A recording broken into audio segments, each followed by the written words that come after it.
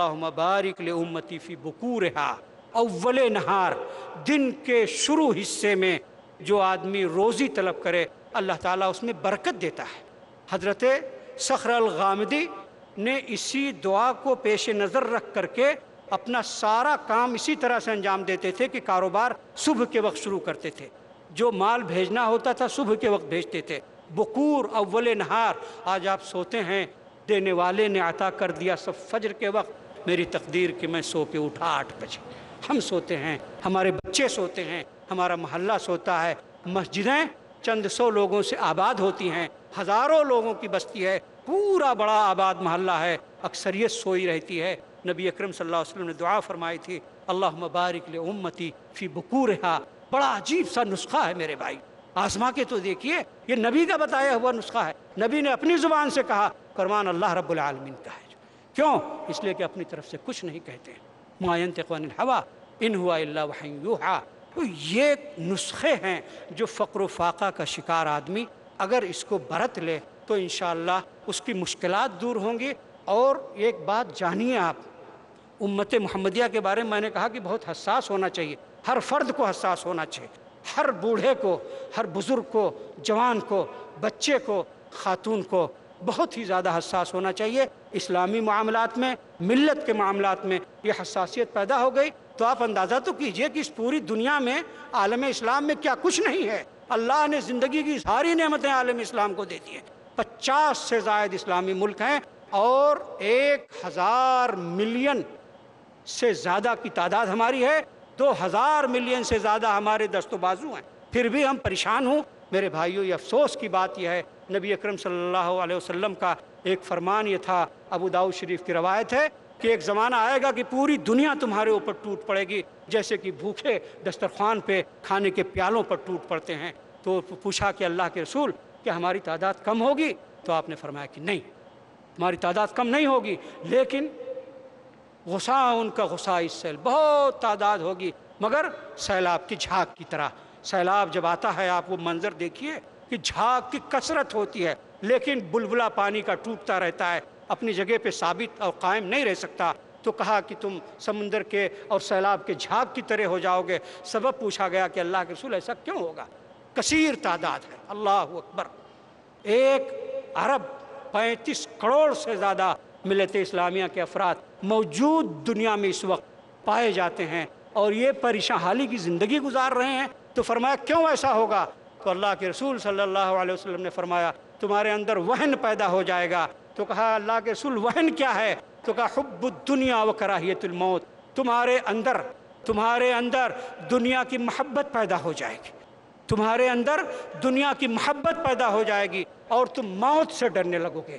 کیا آج واقعی یہ 2 چیزیں ہمارے اندر نہیں پیدا ہو گئی ہیں کہ ہم دنیا دار ہو گئے ہیں، دنیا کی محبت حاوی اور غالب ہو گئی ہے؟ ہم دین کے معاملے میں، ہمارا ایک بچہ اگر دنیاوی تعلیم حاصل کر رہا ہے، یہ دین اور دنیاوی تعلیم کی تفریق بھی ایک الگ موضوع ہے، لیکن آپ اسی طرح سے لے لیجئے کہ ایک بچہ آپ کا دینی تعلیم سے بے نیاز ہو کر کے دنیاوی تعلیم حاصل کر رہا ہے، اس کے لیے کیا کچھ نہیں آپ کرتے ہیں، کتنا پیسہ خرچ کرتے ہیں، کتنی محنت کرتے ہیں، وقت سے پہلے اپنی نیند کی قربانی دیتے ہیں، سب کچھ کرتے ہیں، کس لیے کہ میرا بیٹا دنیاوی تعلیم حاصل کر کے کامیاب دنیا دار بن جائے۔ یہ آپ کی کوشش ہوتی ہے۔ یہ دنیا کی محبت کا ایک ادنا ثبوت ہے کہ ہمارے دل کے اندر دنیا کی محبت گھس گئی ہے اور ہم موت سے ڈرنے لگے۔ مسلمان ہو کر کے جس کا یہ عقیدہ ہو کہ یہ دنیا چند روزہ ہے اور یہاں کبھی نہ کبھی کسی لمحہ کب آنکھ بند ہو جائے، ہم کچھ نہیں کہہ سکتے کب آنکھ بند ہو جائے، کوئی ضمانت دے سکتا ہے 5 منٹ کے بعد یہاں جو لوگ موجود ہیں کون ہوگا کون نہیں ہوگا؟ نہیں کوئی ضمانت دے سکتا ہے۔ تو جب موت کا یہ مسئلہ ہے، اس موت کی محبت دنیا میں، حب الدنیا و کراہیت الموت، موت سے ڈرنے لگے ہم لوگ۔ ایک عالم تو وہ تھا کہ ہمارا ایک نوجوان بچہ اسلامی تاریخ کا اللہ کے رسول صلی اللہ علیہ وسلم کے سامنے کھڑا ہوتا تھا اور آپ کہتے تھے نہیں تمہاری عمر کم ہے، مت جاؤ ابھی اللہ کے راستے میں جہاد کے لیے۔ تو اس کے بعد پھر پنجوں کے بل کھڑے ہو کر کے اپنا قد بڑا کرنے کی کوشش کی جاتی تھی تاکہ ہمیں اللہ کے راستے میں قربان ہونے کا موقع مل جائے اور یہ سعادت ہمیں حاصل ہو جائے۔ اور حقیقت یہ ہے کہ موت سے ڈرنا ایک کلمہ گو کے لیے جس کا یہ یقین ہو کہ اللہ رب العالمین بہرحال موت دے گا، موت آئے گی اور ہمیں اس دنیا سے جانا ہے، آنکھیں بند ہوں گی جس قدر سنبھلو کنتم فی بروج مشیدہ، مضبوط ترین قلعوں میں اپنے آپ کو بند کر لو۔ اسی لیے اس دنیا نے اللہ کے وجود کا انکار کر دیا، اتنی بڑی صداقت تھی، اللہ کے وجود کا انکار کر دیا، موت سے انکار کوئی نہیں کر سکا۔ ہے کوئی دنیا میں ایسا جو یہ کہہ دے کہ موت نہیں آئے گی؟ کوئی نہیں انکار کر سکا۔ تو ایک مسلمان ہو کر کے یہاں تو یہ تھا کہ جو حق کی خاطر جیتے ہیں مرنے سے کہیں ڈرتے ہیں جگر، جو حق کی خاطر جیتے ہیں مرنے سے کہیں ڈرتے ہیں جگر، جب وقت شہادت آتا ہے دل سینوں میں رقصاں ہوتے ہیں۔ موت کا وقت آتا تھا، شہادت کا موقع آتا تھا تو دل خوشی سے سینوں کے اندر ناچنے لگتے تھے میرے۔ یہ ایک مرد مومن کی پہچان تھی۔ اتنی بڑی دنیا میں اتنی بڑی آبادی رکھتے ہوئے اور لاکھوں ایکڑ کی کاشتکاری کی زمین کے اندر اللہ کی ساری نعمتیں، معادن، لوہا، سونا، چاندی، پٹرول، یہ ساری نعمتیں موجود ہیں، اور اس کے بعد ہم موت سے ڈرتے ہیں اور دنیا دار ہو گئے ہیں۔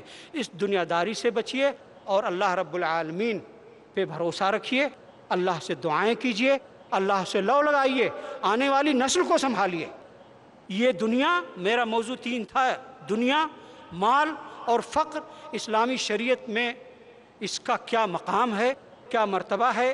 میں نے کچھ چیزیں آپ حضرات کے سامنے پیش کر دی ہیں۔ اب میں یہ سوال رکھ کر کے جا رہا ہوں کہ آپ کی آنکھیں کل جب بند ہوں گی، جب اس دنیا سے کسی کو جانا پڑے، تو کیا ہمارے بعد ہماری آنے والی نسل کیا وہ دین پہ باقی رہے گی، یا وہ بھی خدا نخواستہ دنیا دار ہو جائے گی؟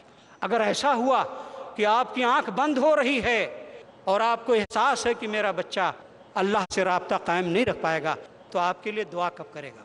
آپ کے لیے دعا وہ کب کرے گا؟ آپ نے دعا بتائی نہیں، دعا سکھائی نہیں، دین کی راہ نہیں بتائی، خالص دنیا دار بنا دیا۔ اور ایسے شخص سے پھر آپ یہ توقع رکھیں کہ آپ کے لیے کوئی بھلائی کے کام کر سکے گا؟ میرے بھائیوں، چند روزہ زندگی ہے، دنیا کو پہچانیے، مال کو حلال ذریعے سے کمائیے اور فقر و فاقہ کا خدشہ مت کیجیے۔ اللہ کے رسول صلی اللہ علیہ وسلم نے کہا تھا واللہ مل فقر اخشی علیکم، مجھے تمہارے بارے میں فقیری کا ڈر نہیں ہے۔ ڈر کس کا ہے؟ ولکنی اخشی علیکم ان تبسط علیکم الدنیا کما بسطت علی الذین من قبلکم فتہلککم کما اہلکتہم، کہ خدا کی قسم تمہارے بارے میں فقر و فاقہ کا ڈر نہیں ہے۔ ڈر کس بات کا ہے؟ کہ یہ دنیا ساری آشائشوں کے ساتھ تمہارے لیے کھول دی جائے اور پھر یہ دنیا تم اس میں پھنس جاؤ اور یہ تمہیں ویسے ہی ہلاک کر دے جیسے تم سے پہلے لوگوں کو اس دنیا کی طلب نے، دنیا کی محبت نے ہلاک کر دیا تھا۔ اللہ نہ کرے کہ ہم بھی ویسے بن جائیں۔